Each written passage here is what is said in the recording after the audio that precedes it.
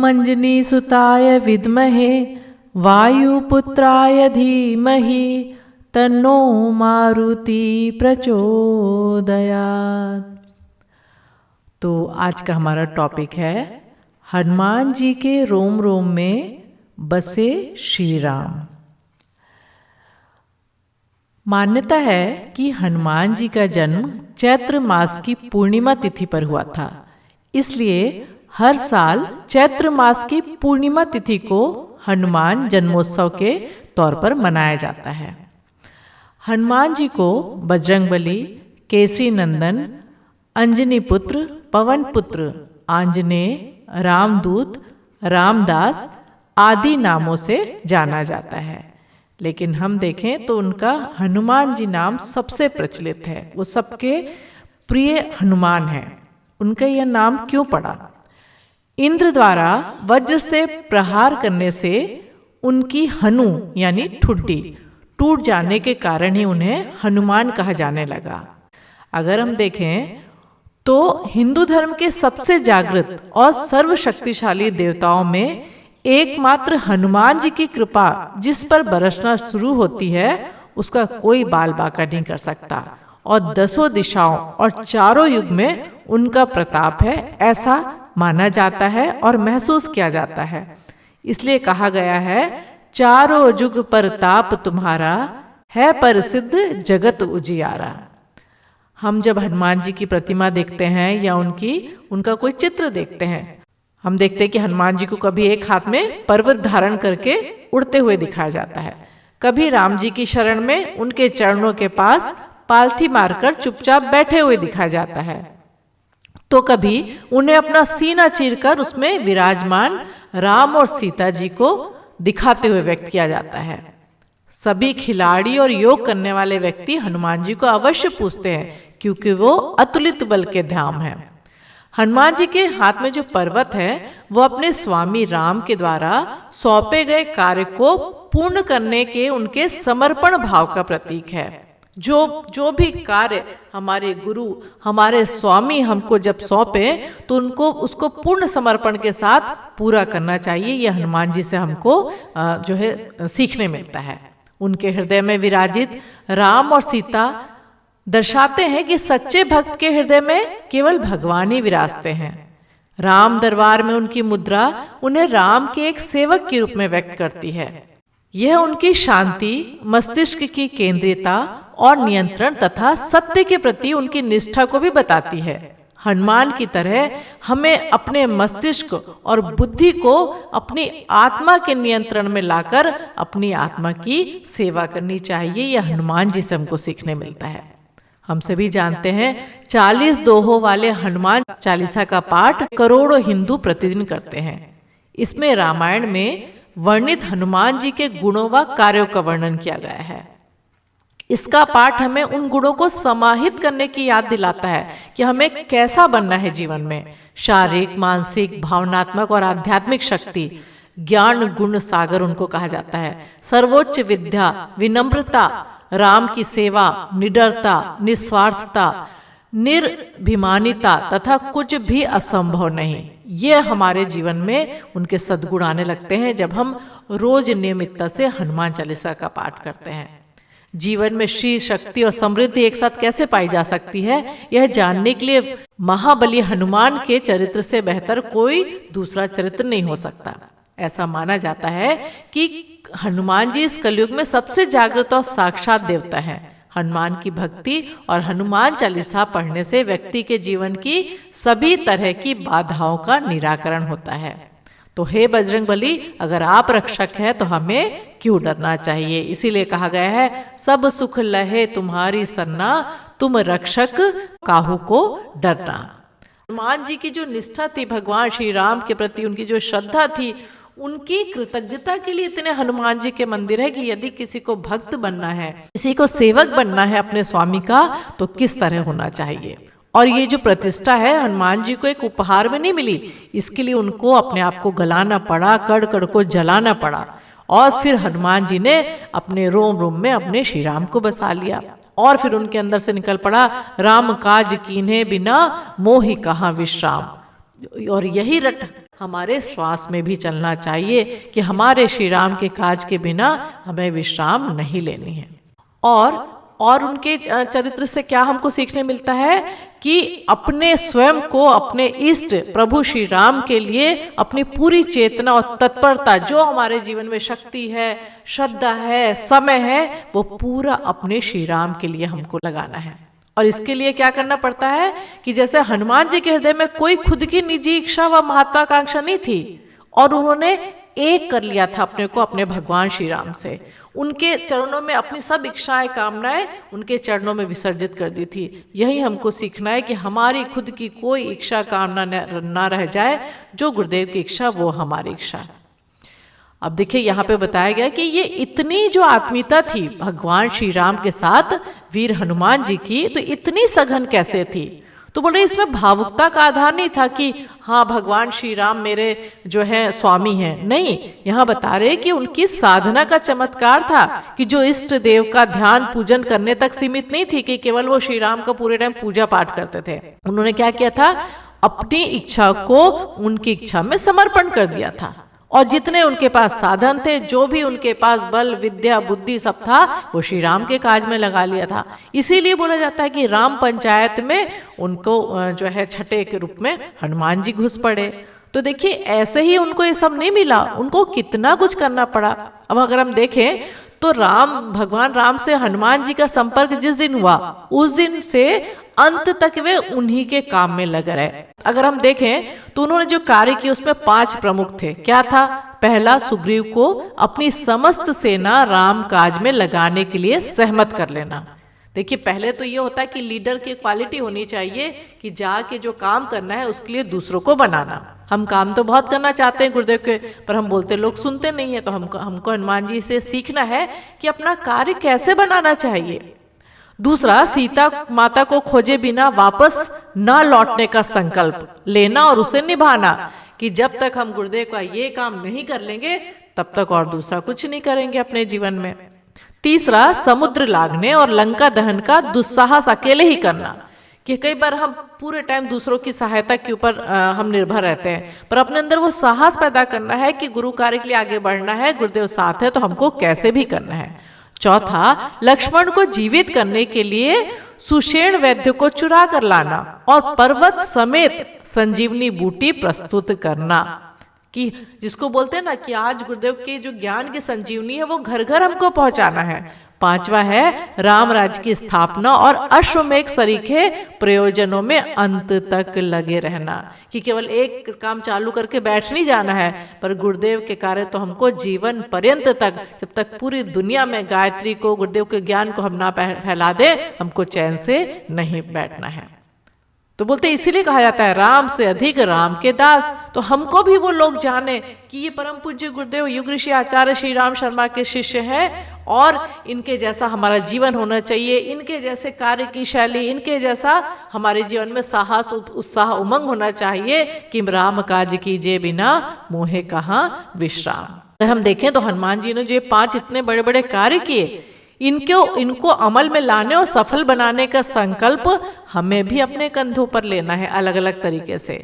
और यह क्या बता रहे हैं कि ऐसा नहीं कि जीवन सीधा चला, उनके जीवन में कितने अवरोध आए, बाहरी दबाव आए, सब चीजें आए, ऐसा नहीं कि वो होता गया वीर हनुमान थे। अगर हम देखें तो पवन पुत्र को त्रिजटा, सुरसा आदि कितनी राक्षसियों से जूझना पड़ा, राम को रोकने के लिए भी ताड़का सूपनखा बनकर आई थी।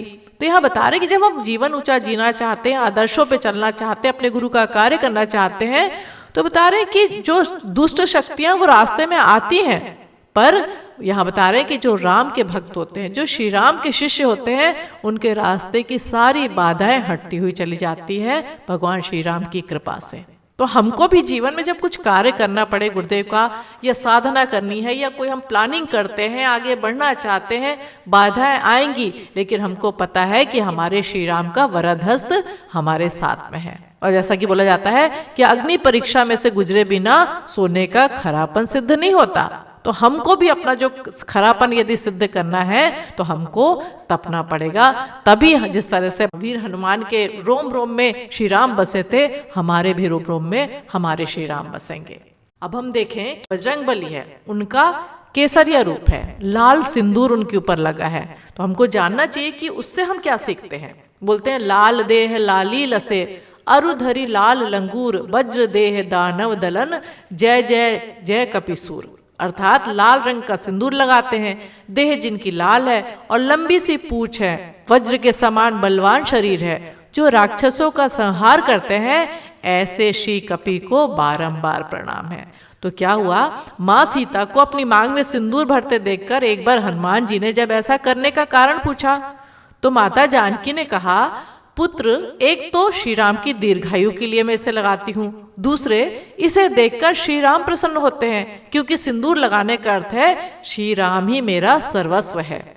तो ये जो प्रसंग है, इसके अनुसार हनुमान जी काफी देर तक सोच विचार करते रहे। फिर उन्होंने कुछ निश्चय किया और अगले दिन क्या हुआ, श्री राम के दरबार में जब हनुमान जी प्रविष्ट हुए तो उन्होंने अपने पूरे शरीर पर सिंदूर का लेप लगाया हुआ था। तो सभी पूरी जो सभा थी वो बिल्कुल आश्चर्यचकित हो गई और सब हनुमान जी की बुद्धिमत्ता से परिचित थे। श्री राम के साथ सिंहासन पर विराजमान माँ सीता मुस्कुरा रही थी और वे हनुमान जी की इस लीला को समझ गई थी। भगवान श्री राम ने सीता की ओर दृष्टि डाली, सीता जी गंभीर हो गई। श्री राम के पूछने पर जब हनुमान ने अपने मन की बात बताई तो श्री राम गदगद हो उठे। ऐसा करके हनुमान जी ने एक बार फिर श्री राम के चरणों में अपनी भक्ति को मुखरित कर दिया था। तो भक्त को भगवान की उपासना ऐसा करना चाहिए कि किससे हमारे श्री राम खुश होंगे, किससे वो गदगद होंगे। ये हमको लाल सिंदूरधारी जो केसरिया रूप है बजरंगबली का, उससे सीखने मिलता है। अब हम और देखें कि और हमको उनके प्रसंगों से क्या क्या सीखने मिलता है, जिसको बोलते हैं ना कि हनुमान जी की विनयशीलता। यदि एक स्वयं सेवक के अंदर विनयशीलता, विनम्रता नहीं है, तो चाहे वो कितने भी साधना कर ले, चाहे वो कितना भी जो है गुरु कार्य कर ले, लेकिन कहीं ना कहीं अहंकार जो रूपी जो बोलते हैं ना कि राक्षस है, वो उसको हमेशा पतन की गर्त में ले जाएगा। तो हमको हनुमान जी से विनयशीलता, विनम्रता सीखना है। कैसे? भगवान श्री राम वनवास काल के दौरान संकट में हनुमान जी द्वारा की गई अनूठी सहायता से अभिभूत थे। एक दिन उन्होंने कहा, हे हनुमान, संकट के समय तुमने मेरी सहायता की, मैं उसे याद कर गदगद हो उठा हूँ। सीता जी का पता लगाने का जो इतना कठिन कार्य था, जो कि बिल्कुल असंभव था तुम्हारे बिना, लंका जलाकर तुमने रावण का अहंकार चूर चूर किया, यह कार्य कितना अनूठा था। घायल लक्ष्मण के प्राण बचाने के लिए यदि तुम संजीवनी बूटी ना लाते तो ना जाने क्या होता। तमाम बातों को उन्होंने बताया और भगवान श्री राम ने क्या कहा, तेरे समान उपकारी सुर नर मुनि कोई भी शरीरधारी नहीं है। मैंने मन में खूब विचार करके देख लिया और मैं तुमसे कभी ऋण यानी तुम्हारा किया हुआ ये जो कार्य है उसका कभी भी ऋण नहीं चुका सकता। सीता जी ने कहा कि भगवान, तीनों लोकों में कोई ऐसी वस्तु नहीं है जो हनुमान जी को उनके उपकारों के बदलों में दी जा सके। तो श्री राम ने क्या कहा, हनुमान जी आप ही बताइए कि मैं तुम्हारे अनंत उपकारों के बदले क्या दूं जिससे मैं ऋण मुक्त हो सकूं। तो देखिए हनुमान जी क्या जवाब देते हैं जो बहुत सीखने लायक है। हनुमान जी ने हर्षित होकर कहा, प्रेम में व्याकुल होकर कहा, भगवान मेरी रक्षा कीजिए, मेरी रक्षा कीजिए। अभिमान रूपी शत्रु कहीं मेरे तमाम सत्कर्मों को नष्ट नहीं कर डाले। प्रशंसा ऐसा दुर्गुण है जो अभिमान पैदा करके तमाम संचित पुण्यों को नष्ट कर डालता है। कहते कहते वो श्री राम के चरणों में लौट गए। हनुमान जी की विनयशीलता, विनम्रता देखकर सभी मंत्रमुग्ध हो उठे।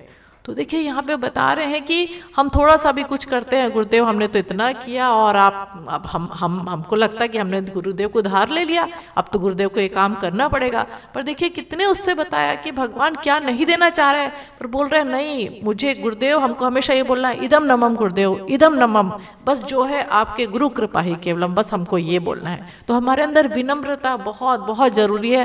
अहंकार गलेगा तो ही हमारे रोम रोम में हमारे श्री राम बोल सकेंगे। हम जानते हैं कि पवन पुत्र हनुमान ने अपना सीना चीर कर अपनी भक्ति का परिचय दिया था। तो ये हुआ क्या था कि जब राज्याभिषेक हुआ था तो भगवान श्री राम ने उस कार्यक्रम में उपस्थित सभी लोगों को उपहार बांटे जो इस सभा में उपस्थित थे। तो माता सीता ने भी रत्नों की एक बहुमूल्य माला हनुमान जी को दी। हनुमान जी उसे लेकर थोड़ी दूर चले गए और माले के मनकों को दांतों से चबाते हुए तोड़ने लगे। वे प्रत्येक रत्न को तोड़ते और उसे अच्छी तरह देखते और फिर क्या करते, उसे फेंक देते।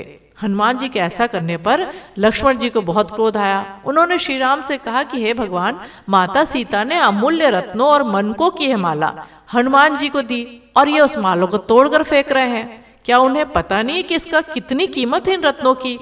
तब भगवान श्री राम बोले, हे अनुज, तुम मेरे जीवन में सबसे अधिक प्रिय हो। जिस कारण से हनुमान जी ने उन रत्नों को तोड़ा है ये उन्हें तो मालूम है, तो क्यों ना तुम हनुमान जी से ही पूछ लो। इस पर हनुमान जी ने लक्ष्मण जी को जवाब दिया, मैंने ये हार अमूल्य समझकर लिया था, परंतु बाद में मैंने पाया कि इसमें कहीं भी राम नाम नहीं है। मैं समझता हूँ कि कोई भी अमूल्य वस्तु राम के नाम के बिना अमूल्य नहीं हो सकती, अतः उसे त्याग कर देना चाहिए। हनुमान की बात सुनकर लक्ष्मण जी ने कहा, हनुमान जी, राम का नाम तो आपके शरीर पर भी नहीं है, तो इस शरीर को क्यों रखा है? अतः हे पवन पुत्र, इस शरीर को भी त्याग दो। तो लक्ष्मण जी की बात सुनकर हनुमान जी ने अपना वक्ष स्थल यानी सीना तेज नाखूनों से फाड़ दिया और उसे लक्ष्मण को दिखाया।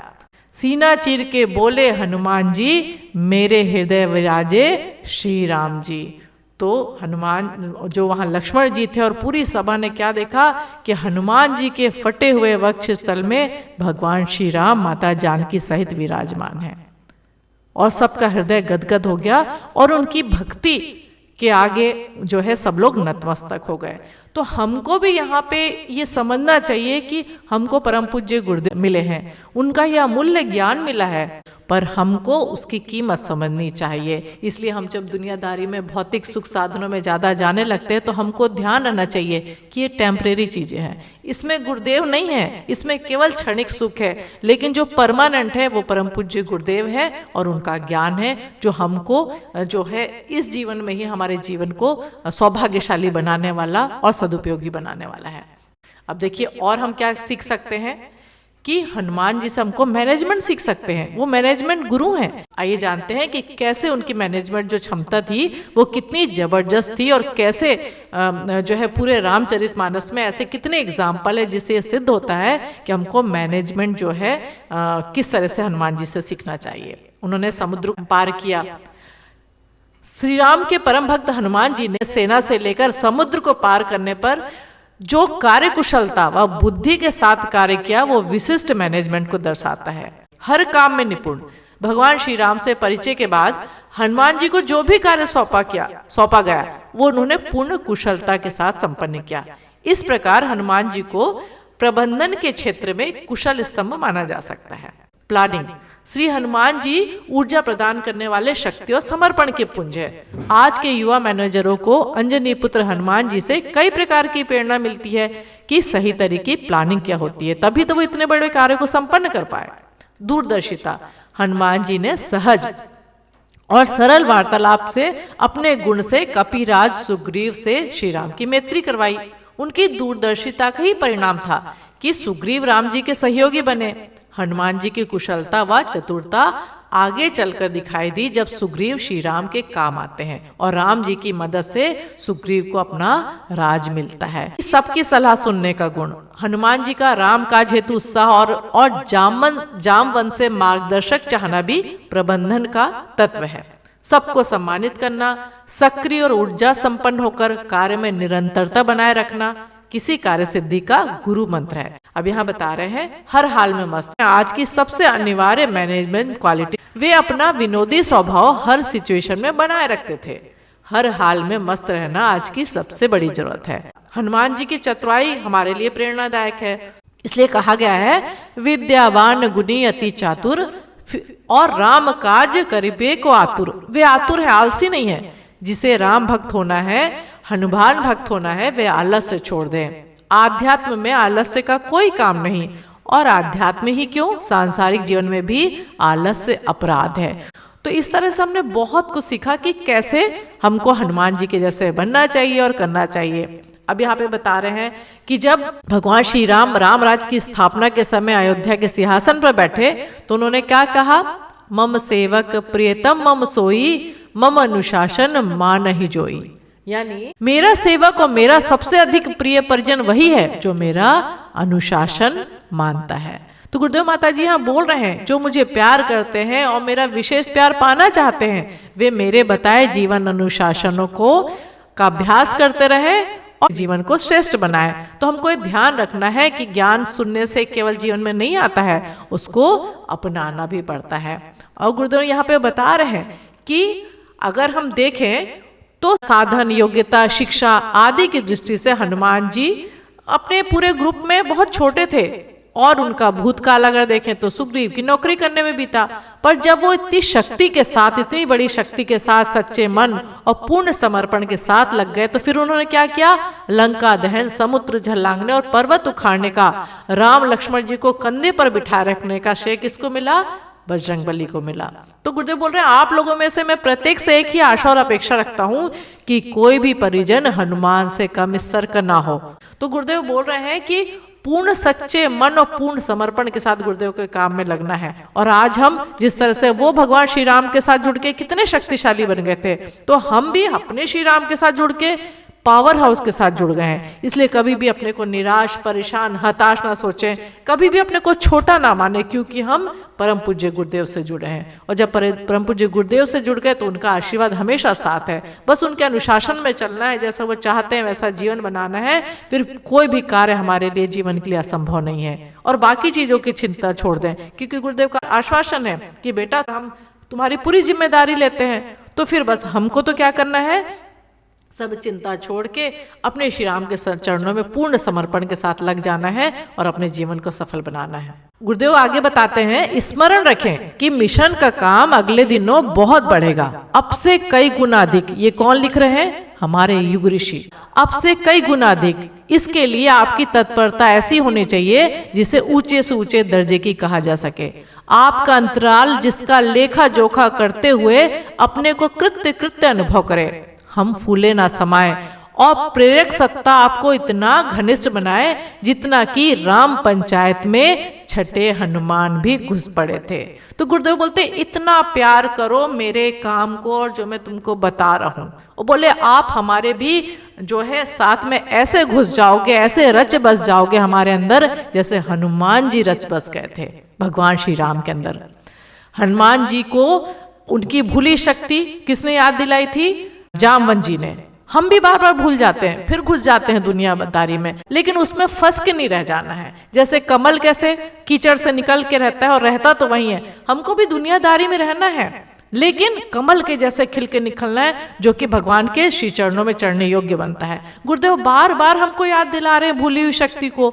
हमें भी गुरुदेव याद दिलाते हैं बार बार, क्या कि तुम मेरे हनुमान हो और इस वानर सेना के, और हमारे साथ श्री राम है जो आगे आगे चल रहे हैं। तो गुरुदेव अलग अलग तरीके से हमको याद दिलाते हैं। तो हम गुरुदेव से यही प्रार्थना करते हैं कि जिस तरह हनुमान जी की उनके श्री राम के प्रति जो श्रद्धा थी, भक्ति थी, समर्पण था, हमारे श्री राम के प्रति भी सदा हमारे मन में ये भावना रहे और सिर्फ एक ही जो है राग हमारे जीवन से निकले, राम काज कीने बिनु मोहि कहाँ विश्राम।